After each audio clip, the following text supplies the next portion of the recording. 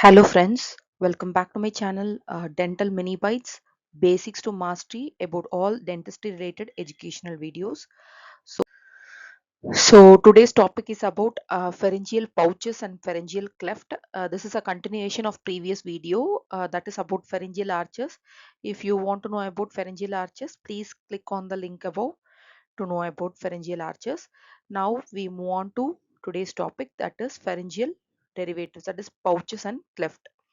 Usually, the human embryo has 5 pair of pharyngeal pouches, which is very important because it may leads to several important derivatives from pharyngeal pouches. So, pharyngeal pouch is nothing but the the endodermal lining is the pharyngeal pouches, and the ectodermal lining is the pharyngeal cleft. The first pharyngeal cleft remain as it is, and second, third, and fourth cleft they fuse to form a sac-like thing which is called as a cervical sinus, which is usually obliterated. Nothing more about pharyngeal cleft. We'll move on to the pharyngeal pouches. The first pouch, actually the first pouch, it forms a diverticulum inside the mesodermal tissue. So here it invaginates into the mesodermal tissue like a diverticulum, and it comes in contact with the first pharyngeal cleft to form the external auditory meatus. So the cavity which is formed on the dorsal side, due to the extension of these on both sides, it forms a cavity inside this cavity, that is the primitive tympanic cavity, while its proximal part is very narrow and it forms a auditory tube. The contact between the pharyngeal cleft, that is first pharyngeal cleft, and this invagination forms a external auditory meatus, while the distal side forms the primitive tympanic cavity and the proximal part forms the auditory tube. So the lining which is surrounding this tympanic cavity forms the future tympanic membrane or eardrum. This is about first pharyngeal pouch. And the second pouch, the mesodermal tissue, that is the tissue proliferates inside and it forms a palatine tonsil.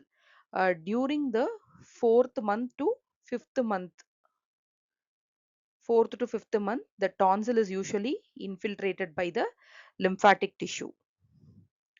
So the third pouch is very important because it has two wings. One is the dorsal wing, the yellow thing, and ventral wing, which is the maroon color one. So it has two wings. So during the fifth week, the epithelium of this dorsal wing proliferates and it forms the inferior parathyroid gland, while its ventral wing extends and invaginates inside the mesodermal tissue to form the thymus. So this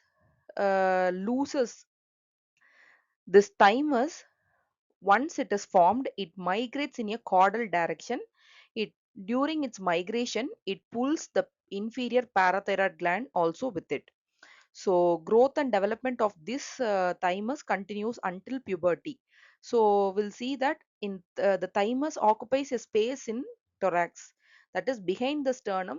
It occupies a space in the thorax in a young child, but in older persons it is atrophied and it is replaced by the fatty tissue, and it is difficult to recognize in older patients.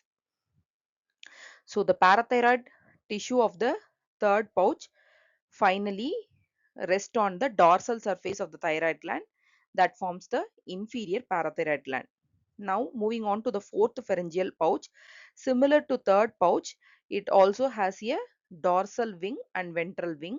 So the dorsal wing forms the superior parathyroid gland. It also loses contact with this pharyngeal wall, and it occupies it migrates caudally into a direction, thereby forming a parathyroid gland superior to the inferior parathyroid gland, thereby forming superior parathyroid gland. So the ventral wing of the ventral wing of the fourth pouch, it actually forms into a ultimobrachial body. This ultimobrachial body is later incorporated into the thyroid gland along with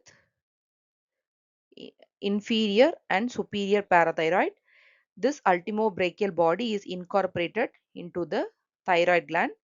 Why is it so? Because this ultimobrachial body is a main factor which gives rise to the parafollicular cells or C cells of thyroid gland. The C cells is mainly important in thyroid gland because this forms a important hormone called as calcitonin. Calcitonin is a very important hormone that is involved in regulation of blood calcium level.